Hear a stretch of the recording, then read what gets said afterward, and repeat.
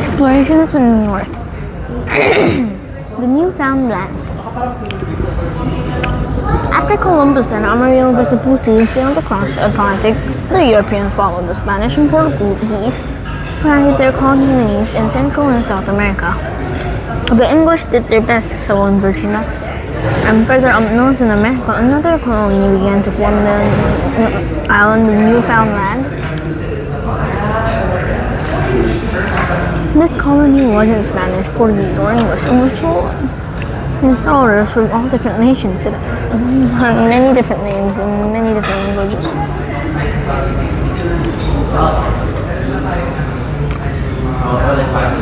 Like the English, Newfoundland names New Land. Newfoundland is part of the country of Canada. The colony of Newfoundland, which is also known in the French name Terre Neuve, got a start when a merchant named John Cabot sailed north from England and bumped into the North American coast. John Cabot was a little bit like the people who followed him to Newfoundland. He was from several different countries. He was born in Italy, tried living in Spain, and then came to England. Here, he convinced the English to help him pay for a journey of exploration like Columbus. John Cabot wanted to find a quick way to get to India. He thought if he sailed north, he might find the fastest possible route to the east. In the year 1497, 5 years after Columbus landed in America, John Cabot began his journey into the North Atlantic. He had only 20 men in a single small ship, the Matthew. But his journey was even shorter than he had expected. Before too many weeks had passed, Cabot sighted land ahead of him, an island, rocky and fog-shrouded, rose out of the ocean. Cabot sailed around the island's shores and found that beyond it lay a huge, forest mass of land. He could glimpse a grassy meadow beyond the beaches. Silver streams trickled through the meadows down to the sea. As Cabot's ship cruised along this new coast, his men leaned over the ship's side, their mouths open with astonishment. The water was filled with large bees, slipping up and down the ship's bow. Quick, one of them said, "Lower a basket down!" They tied a rope to nearby a basket and dragged it through the water beside the ship. They pulled it up. It was full of caught fish, perfect for eating. This was the easiest fishing they had ever done.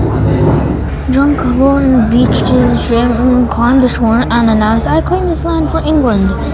Then he sailed back to England and reported, "I found the shortest route to the northeast coast of Asia. There's so many fish in the water that English fishermen couldn't feed the whole country. Now I want to return with more ships and just look for spices of the east." Of course, John Cabot hadn't reached Asia. He had landed in the northern part of North America, but he was sure he had accomplished his goal. The following spring, he left England with 5 ships ready to finish his journey to the east. Months later, one ship limped back to England, shattered by storms. They had never reached North America. Winds had driven it off course, and its captain decided to give up the journey. John Cabot and 4 other ships had disappeared completely. No one ever saw or heard from them again. Probably the ship sank in the North Atlantic. But even though Cabot never made it to this new land, English fishermen had heard stories about swarms of fish in Cabot's near band. They set out with their own boats to follow John Cabot's route. These fishermen came back with a hold of their ships stuffed full of shit, and word spread quickly. Other fishermen from France, Spain, Portugal, and other European countries followed them. The fish are all around the Newfoundland and even ventured into the rivers that ran through this vast expanse of the land that just lay beyond the land. Many fishermen built huts on the Newfoundland and stayed there all summer long. They built wooden platforms called flags where they salted and dried their feet so that their catch won't spoil. Little fishing villages sprang up around the Newfoundland's vast harbor. Merchants came to the Newfoundland to sell food, ropes, iron hooks, and harpoons, clothes, shoes, and medicine to the fishermen. This fishing settlement became known as St. John's. It was the first European colony in the country we now call Canada. But the colony of St. John wasn't actually like other colonies. St. John only stayed in their colony during the spring and summer. The breezes blew across the island. It began to grow colder. Just St. John settlers started packing their fish, their tools, and clothes, and all their fishing tackle into their ships to the journey home.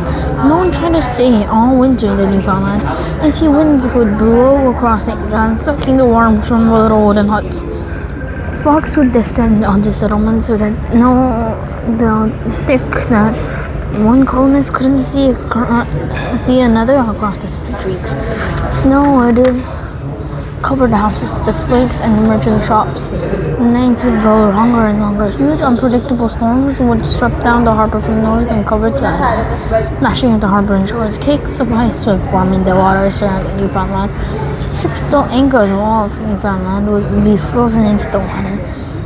St. John was a fantastic place to fish, but not live. For many years, no one would stay in this northern island all year long. The first settlement in Canada would remain a warm weather colony. Jacques Cartier's discoveries. Spain, Portugal, and England were all building colonies in the Americas. The King of France decided that he didn't want to be left out. He learned all about the fish-filled waters around Newfoundland. He ordered a French explorer named Jacques Cartier to go and find out more about this land. 1534, Jacques Cartier set off to claim some of the new land for France. But Cartier had another plan in mind as well. He wanted to find a way to China. He hoped that he could sail through the North Atlantic Ocean, find a river that cut right through the continent of North America, come out of the other side, and sail right into the Chinese coast. And Cartier got a good start on this adventure. His journey to North America took less than 3 weeks. When he arrived at the Newfoundland, he sailed around the island and drew a map of it. Then he explored and mapped the smaller islands nearby. Now it was time to look for a river that would take him all the way across the continent. Cartier sailed past Newfoundland into the waters that are now called the Gulf of St. Lawrence. He discovered that these waters ended in a river that seemed to wind straight into North America. Could this be the river that flowed through the continent? Perhaps it was. Before Cartier could explore the river, he had to make friends with the Native Americans who lived nearby. He didn't want to sail down this newly discovered river without the hostile tribes on either end, so ready to attack him as soon as he landed. So Cartier and his men landed on North American shores and made friends with the people who lived there. The Micmacs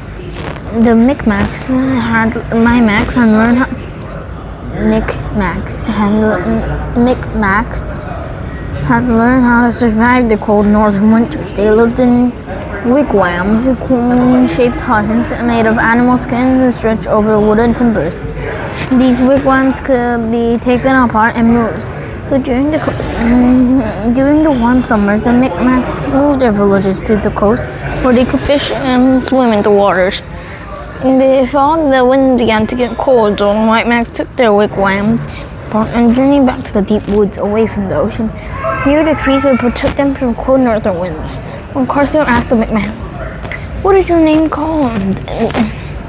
they thought he was asking them the name of their small settlement in the coast. "You call it the village," they answered him. In the Micmac village, the village sounds like Canada. So Cartier called all the vast expanse of land before him Canada. We still call it Canada today. As Cartier explored Micmac land, he met a hunting party from another tribe who lived far away along the river. That Cartier hoped would lead him to China. This tribe was called the Huron. Their chief, Donaka, and his 2 sons were part of the hunting party. When they described their home of Cartier, he wanted to sail down the river at once to see it, but winter was coming, and Cartier knew that his men would not be able to survive the Canadian cold. So he decided reluctantly they would return to France and come back again in the spring. But he wanted to show his new discovery to the French king. He asked Donacon, "Can I take your sons back to France with me?" Donacon didn't want his boys to disappear into the mystery land waters above Newfoundland, but he finally agreed to let his sons go. They waved goodbye to their father and boarded Cartier's ship, which sailed away and vanished into the horizon.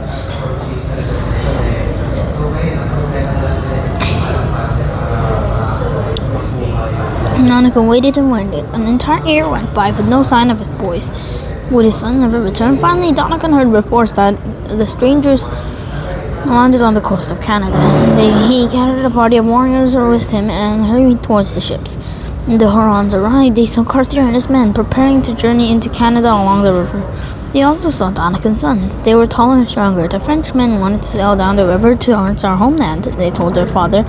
Donegan was grateful to have his boys back. He welcomed Cartier and treated him as a friend. So Cartier and his men began their journey down the river, which we call the St. Lawrence River. They sailed farther and farther down St. Lawrence River and closer to Huron land. And soon Donegan began to get nervous. How far would these strangers go? How would they do to the Huron people when they landed? When Cartier came ashore, Huron village where Donegan lived and announced, "I claim this land for France." Donegan decided that he hadn't gotten further enough. "No further," he roared. "I'm the king of this land and I command you to stop here." Dear Donegan priests are medicine men, dressed up like devils to frighten Cartier. "Go no further," they warned, "or disease will come upon you." Cartier ignored Donegan and his priests. He boarded the ships again and went on. But soon the river began to go shallower and narrower. Cartier watched the shores nervously. In St. Lawrence, all the way to the Pacific, it would go wider and deeper again. Before long, Cartier saw rapids and places in the river where the bottom is so shallow that huge rocks jut up into the air through the water. The rocks bubbled and farther around these rocks. Cartier knew that the river was coming to an end, so St. Lawrence would not lead him to China. But he didn't want to return to France empty-handed. He heard tales about a rich filled land with gold and jewels further north. So Cartier went back to the Donegan village and came up the king of the Hurons. He took him back to France and to tell tales of treasures to the French king. Donegan died in France without ever seeing his native country again. When the French king heard these stories about a mysterious land, he sent Cartier back for a third trip. This time, Cartier found another river lined with sparkling stones all around its bank. He was sure that he had discovered the land of jewels. When he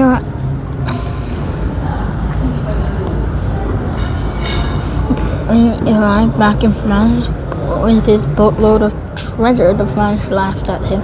The stones were worthless, common quartz, and the stories of the Hurons had just been fairy tales. Cartier discussed never returned to Canada, but his journeys to Canada had shown other explorers and traders that there was so much time.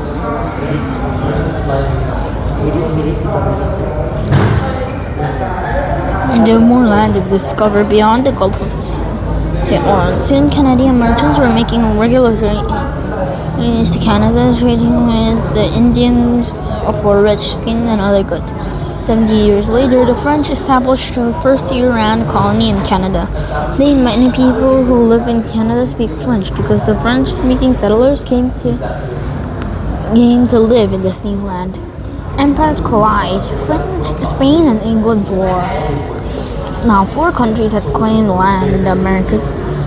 France claimed part of Canada. England claimed the coast of what is now the United States. Portugal had colonies along the coast of South America, but Spain has more settlements in America than anybody else. Spain cities have been built all through South America and Central America.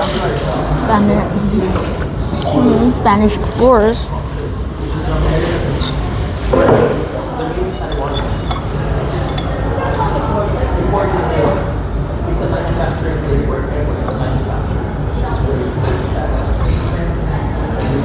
had even journeyed up into North America. One adventurer named Juan de Soyo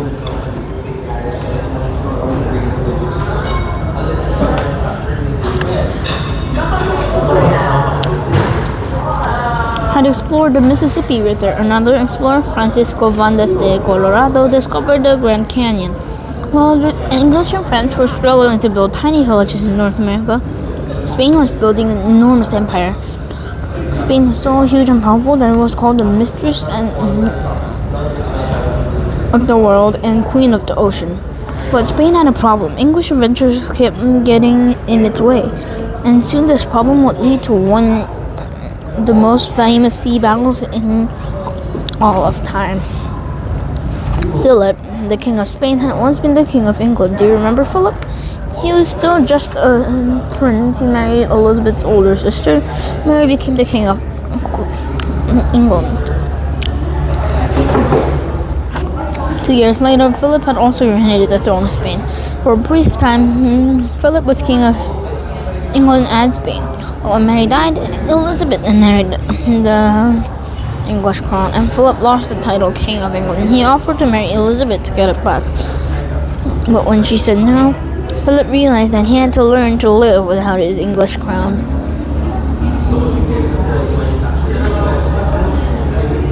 Philip didn't really need an English crown. His empire was so big that he was already having trouble running it properly.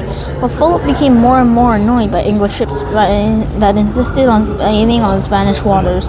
English traders were making money by selling slaves to the West Indies. Philip wanted for himself. Sometimes English ships stopped Spanish ships loaded with gold and robbed them.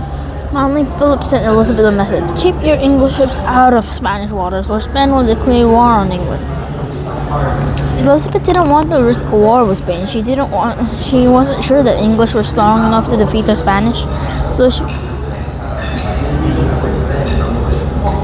she sent Philip a peaceful, humble message in return. She promised that English would leave Spanish territory and Spanish ship alone, but secretly, Elizabeth gave her sailors permission to go robbing the Spanish.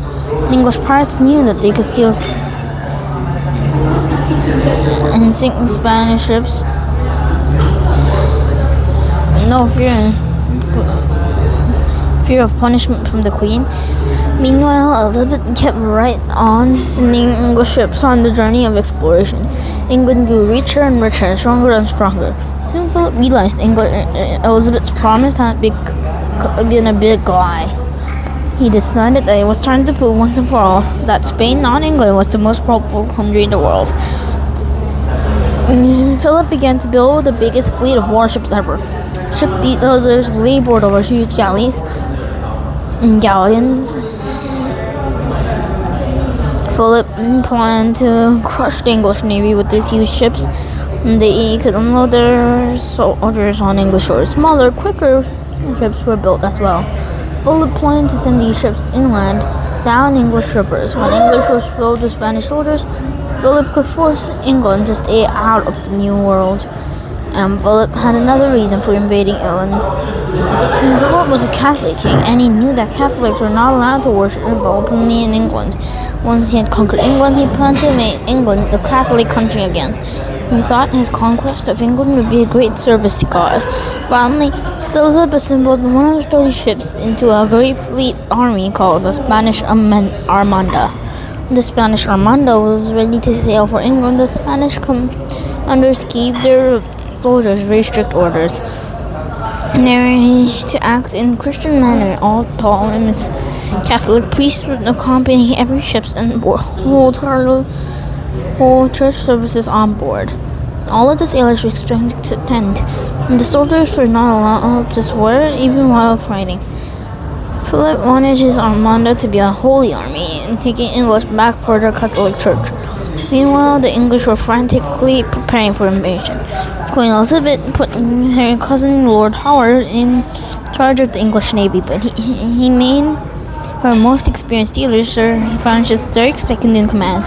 At first, Howard and Drake decided that English ships should sail south and attack the Spanish Armada before it could even leave the Spanish port. The strong winds blew the English Navy back to the north. The ships anchored at Plymouth, south of Spain, English, and waited for the Armada. Philip's huge fleet sailed slowly north. Only a small English ship kept watching in the channel and glimpsed masses of Spanish galleons in the horizon. Its captain sped back to the Plymouth holder, leaped from a ship, and ran to the fleet's commanders. Sir Howard and Sir Francis Drake were having a friendly game of bowling on smooth grassy pier near the harbor. Drake was getting ready to toss the ball around the grass when the captain arrived. First, Francis, the captain goes, "Come at once, the Spanish are inside." Sir Francis Drake aimed his ball down the smooth ground. Don't worry, he said. There's plenty of time to finish the game and beat Bostonians, who. That Drake and Howard didn't spend much time in their game. They ordered the English ships to sail into the English Channel and wait for the Spanish Armada there. The Spanish ship arrived. They found the English Navy ready to fight. The battle for England was about to begin. The Spanish ships were huge and filled with soldiers because the Spanish planned on winning by grappling and boarding. The Spanish ship would sail beside an English ship, throw hooks over onto the stake, and pull the two ships together. Then the Spanish soldiers would pour over onto the English ships and take it over. English had a different strategy in mind. Their ships were small, quick, with guns along each side. Rather than boarding the Spanish ships, the English just tried to shoot holes in them so that they could no longer fight. The English strategy worked. Even though the Spanish Navy was twice as large, the English won. 70 Spanish ships were destroyed. 20,000 Spanish soldiers have been killed. The Mistress of the Seas have been defeated in a sea battle. The defeat of the Spanish Armada happened in 1588. That changed Spain and England forever. Spain would remain a powerful country, but it would not be quite as strong again. From now on, English empire would begin to grow. Soon England and Spain would rule over an empire that stretched all around the world. The world at the end of 16th century. Back at the beginning of this book, you pretended to be riding a flying carpet that took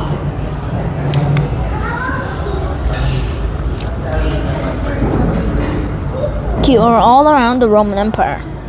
A flying carpet that the Romans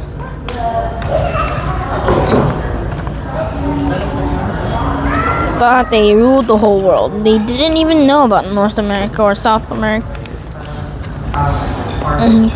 or Australia or New Zealand or about Korea. Your flying carpet didn't take you on any of these countries. Maybe it was a Roman carpet and didn't know any better. The Spanish Armada tried to invade England 1100 years after the fall of Rome. In these 1100 years, the world has changed. It looks very different than in the days of the old Roman Empire. So let's take another little trip around the world and see how different it is. But you won't need a flying carpet anymore. You can board a fast sailing ship and skim the world by sea. First, let's sail from Plymouth, where the English Navy had defeated the Spanish. A good wind catches your sails and sends you south. You pass France, you cross the path of merchant ships and headed for North America. Its owners hoping to get rich. Soft skins from Native Americans of Canada and bring them for French ladies to wear. As you continue south, you also pass a battered group of Spanish ships limping back to their port after a humiliating defeat by England. The sailors are pumping water out of the ship's holes. The Spanish galleons are leaking because the English Navy has shot holes all of them. You can turn to the east now and sail through the Straits of Gibraltar into the Mediterranean Sea, but you decide to keep on sailing down the coast of Africa. You know that you can sail around the southern tip of Africa and back up towards India. As Vasco da Gama did 100 years ago. As you sail down the coast of Africa, you see Portuguese, Spanish, and English ships anchored at the African ports. Some of these ships are loading up gold, some are filling their holds with ivory. You also hear wails and cries. African captives are being herded onto slave ships and beginning the long trip across the Atlantic. They work in the New World and never come home again. You stay on your southern route. Soon the trading ships are behind you. The southern African coast is thick green, and past the coast deep in the heart of African continent. Different tribes roam on the grasslands and jungles, hunting and enriching. You don't know anything about these tribes. The rest of the world hadn't explored in the center of Africa. You round the tip of Africa, Cape of Good Hope, and start down north. You're in the land of the Indian Ocean. And after hundreds of miles of ocean had passed beneath your ship, you see the Arabian Peninsula in front ahead of you. The Ottoman Empire, which had captured by Constantine and changed its name to Istanbul, ruled over much of Arabia until a few years ago, when its great emperor Suleiman the Magnificent died. Now the Ottoman Empire is beginning to shrink, and as people are casting a wary eye east, the Persians who live between Arabia and India. Looks like a war might be between the Persians and Ottomans. You don't want to be run into any fighting, so you stay safely out to sea. You head your ship east, and soon you see the coast of India. You're no longer alone. Other ships are headed for Indian ports too. Portuguese, Spanish, and English ships are hoping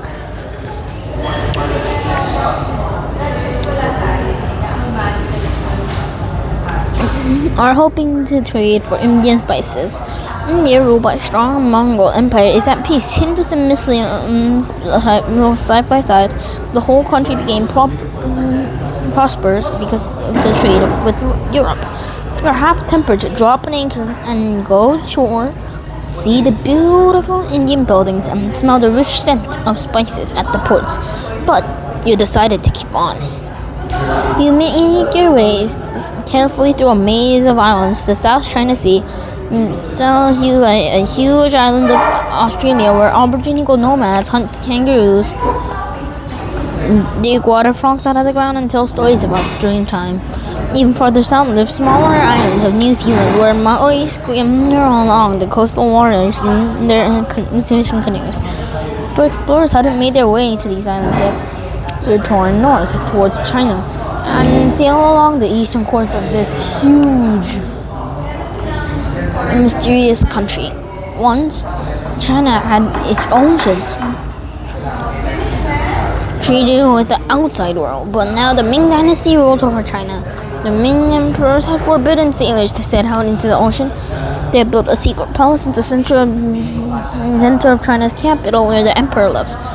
Far away from foreign eyes, you like your ship and explore, but you're afraid that you won't be welcomed. So you sail on north. North of you lie the islands of Japan, where the samurais are fighting each other of control of the country. The emperor isn't strong enough to stop them. The famous samurai warrior Oda Nobunaga had just captured the capital city of Japan, where now he's the strongest leader in Japan. You turn your ship right and head east again. You'll out into the Pacific Ocean. You now know that since the Earth is round, you'll eventually run into the coast of North America. And after months of travel, land comes into view. There are no colonies on this coast yet, but when you turn and sail south, you see Central America. You began to see Spanish settlements or Aztec cities once stood past Central America. Down along the South American coast, you could see the ruins of Incan temples, board Incan lords, high on the mountains that rise up from South American beaches. The winds grew stronger and stronger. You're reaching the tip of South America. You could take a shortcut through the Straits of Magellan, but you're afraid your ship would run aground that rough, choppy water, so you go all the way down to the Cape Horn, sail around it, and head back up north. Now you begin to see Portuguese settlements, and you have to tack quickly out of its way when a Portuguese ship sails up higher left, firing at a Spanish ship approaching on your right. The Portuguese and Spanish are arguing over the Spanish South American land. Eventually, you sail around the broadest part of South America and head up to the Caribbean towards North America. Probably stop Florida, but as you keep on sailing north along the coast, the land goes wilder. You glimpse a hunting party of North Americans silently stalking a herd of deer, but when they hear your ship disappear into the forest.